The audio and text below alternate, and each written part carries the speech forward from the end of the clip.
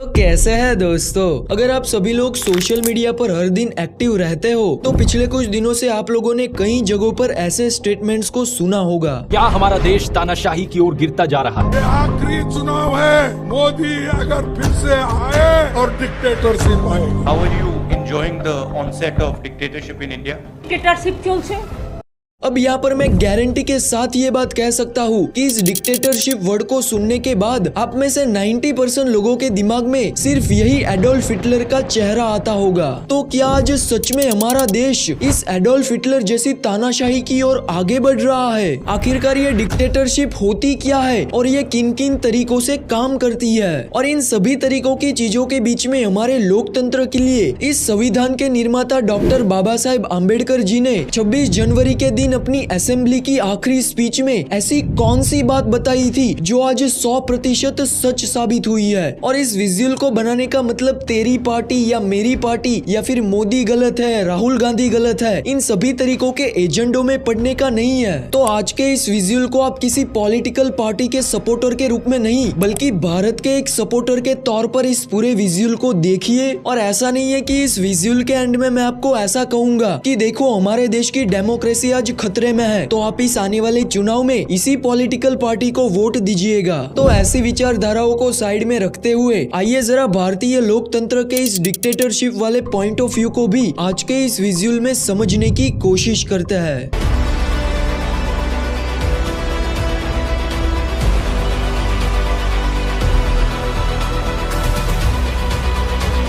मोदी अगर फिर से आए तो नए चुनाव होंगे। तो देखिए, तानाशाही कोई ऐसी चीज नहीं है जहाँ पे कोई एक ही आदमी किसी देश या फिर कोई पर्टिकुलर फील्ड पर कंट्रोल करता हो, बल्कि डिक्टेटरशिप का ये पूरा पावर स्ट्रक्चर अलग अलग भागों में डिवाइड होता है और इसके कई सारे अलग अलग टाइप्स की हम विजुअल में आगे बात करेंगे। मगर इसके पहले आइए हम जरा इस तानाशाही के कुछ गहरे इतिहास को जान लेते हैं। सो वैसे तो ये एक Latin word dictatorship ancient Greek साम्राज्य की एक परिभाषा है, मगर इसका विकास आमतौर पर रोमन साम्राज्य के साथ में ही हुआ था, जिसमें एक रोमन डिक्टेटर एक स्पेशल मैजिस्ट्रेट होता था। और स्पेशली जब कोई देश बहुत सारी परेशानियों से घिर जाता है तब उन देश की काउंसिल द्वारा इन तानाशाह को सभी शक्तियां प्रदान करके इन्हें देश का एक नया लीडर बनाया जाता है। तो एटलीस्ट रोमन साम्राज्य के शासन के दौरान इन डिक्टेटर्स और इनकी डिक्टेटरशिप्स को ज्यादा क्रूर या फिर हिंसाजनक नहीं माना जाता था। इनफैक्ट पूरे रोमन साम्राज्य के शासन के दौरान तकरीबन 85 डिक्टेटर्स को चुना गया था। और साथ ही साथ यहाँ पर इन डिक्टेटर्स को लेकर एक रूल ऐसा भी था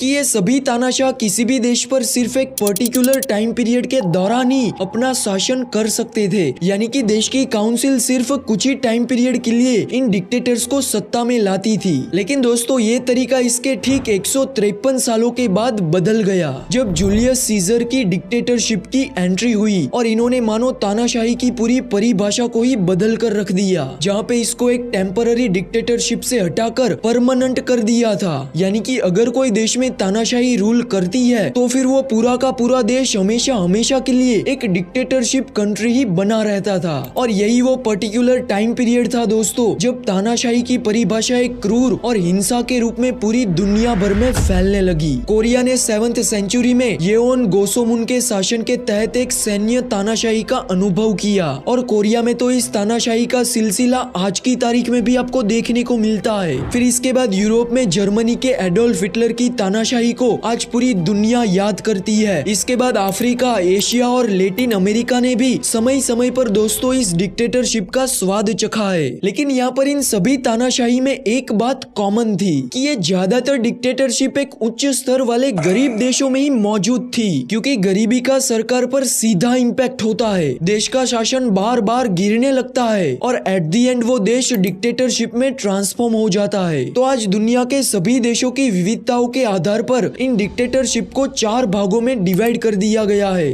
जिसमें पहला टाइप आता है सैन्य यानी कि मिलिट्री की तानाशाही, जहाँ पे कोई सीनियर लीडर द्वारा इन मिलिट्री का यूज करके सरकार को गिराया जाता है, जिसे आमतौर पर एक सैन्य तख्ता पलट भी कहा जाता है। और ऐसी तानाशाही पिछले कई दशकों से पाकिस्तान और नॉर्थ कोरिया जैसे देशों में मौजूद थी। फिर इसके बाद दूसरी तानाशाही आती है वन पार्टी की, जहां देश में एक ऐसी सरकार मौजूद होती है जिसमें कोई एक ही राजनीतिक दल पूरे देश भर में हावी होता है, जहां विपक्ष में ऑपोजिशन पार्टी या तो होती है, चुनाव भी कराए जाते हैं, लेकिन इसमें इन विपक्षी दलों का इन्वॉल्वमेंट ना के बराबर होता है। और आज रशिया इसका सबसे बेहतरीन एग्जाम्पल प्रोवाइड करता है, जहां विपक्ष में जो भी नेता व्लादिमीर पुतिन के खिलाफ खड़ा होता है उसको या तो किसी न किसी रीजंस की वजह से जेल भेज दिया जाता है या तो फिर वो किसी सड़क पर मरा हुआ मिलता है। और आज दोस्तों हमारे देश में जो डिक्टेटरशिप की बातें हो रही है वो भी एक इसी तरीके की तानाशाही है। इसके बाद इसका तीसरा टाइप आता है पर्सनलाइज्ड डिक्टेटरशिप,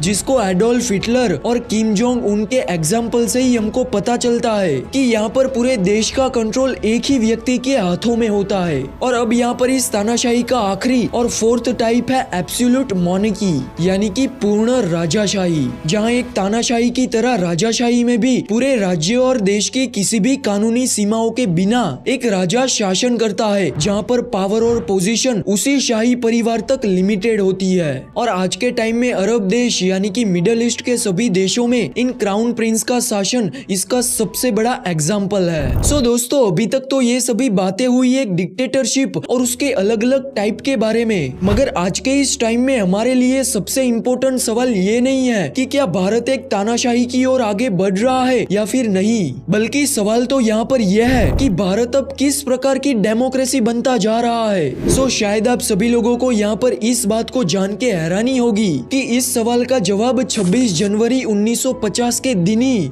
एक स्वतंत्र भारत देश के संविधान के निर्माता डॉक्टर बाबा साहिब आम्बेडकर ने दिया था। और आज के टाइम में उनके द्वारा बताई गई वो सभी धारणाएं हमारे देश के लिए सच साबित हुई है।